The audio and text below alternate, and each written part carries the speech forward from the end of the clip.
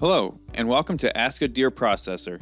Today we ask, hey Chuck, how do you trim blood clots and wound channels? On this shoulder, we see we've got a lot more stuff that we need to trim off, and this is, blood clots associated with as a result of the shot. You can see evidence of where the deer was shot right in here.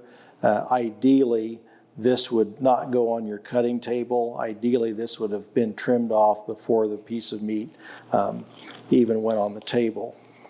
We're going to get that trimmed off and set out of the way for right now.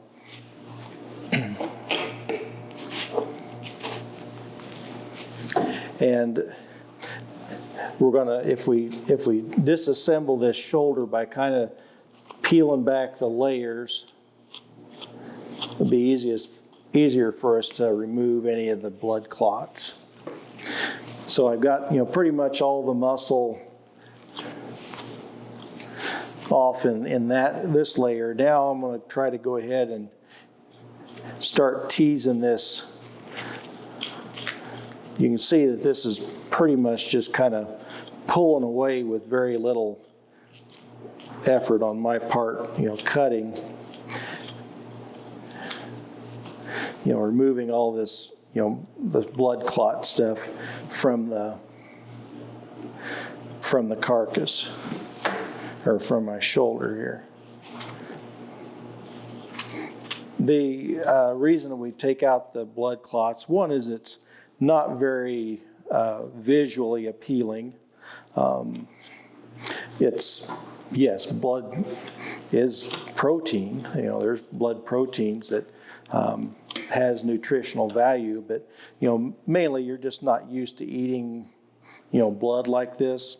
And in the case of for shelf life and storage, this blood here is a result of the wound that we had, and there's bacteria that may have introduced into the carcass from that wound site, or from the wound site, or if you went through the intestines, that came from the intestines and got into this area where might have been an edible portion. We want to remove all that, because in storage, in the before you freeze it, as you're thawing it out, those bacteria can grow, and you can have reduced shelf life, or in some cases you might have some foodborne illness as a result of that contamination. So that's why we're trying to trim away any of the blood clots and such.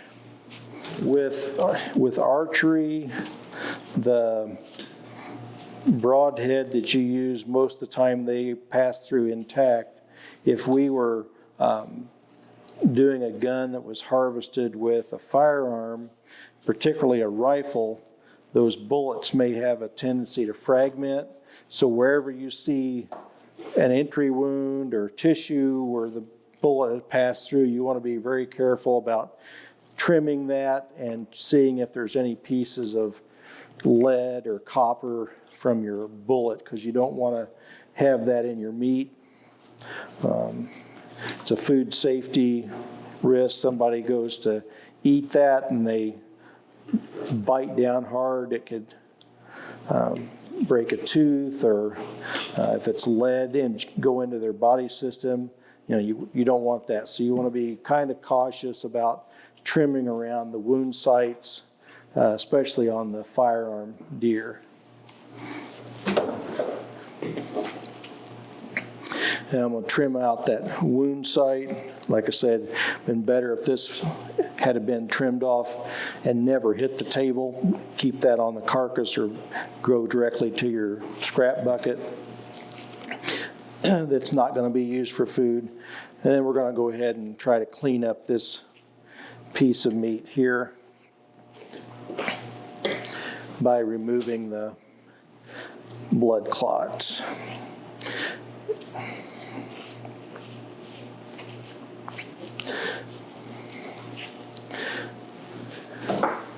A little bit of the blood is not going to be a problem so much, but we want to try to get as much of that off of there, just because it's not generally seen as palatable to most people.